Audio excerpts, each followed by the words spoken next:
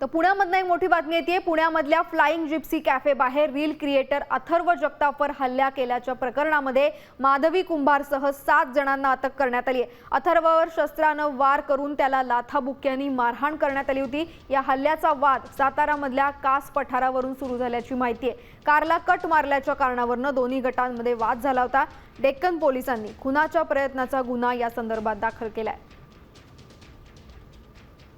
रात्रीच्या वेळी flying Gypsy या हॉटेलमध्ये अथर्व आणि त्याचे मित्र जेव्हा बसले होते, काही कानोकान खबर माधवी कुंभार आणि तिच्या मित्रांना लागले, तर ते तिकडे पोहोचले। पोहोचल्यानंतर मग त्यांचा शाब्दिक वाद हाणामारीमध्ये झाला आणि तिकडे एक आरोपी नामे प्रेम उर्फ पम्या मनोज साळवे यांनी एक धारदार लोखंडी शस्त्राने अथर्ववर वार केला होता। हा जो गुन्हा दाखल झालेला आहे याच्यामध्ये पण सगळ्या 8 आरोपींवर गुन्हा दाखल झालेला आहे।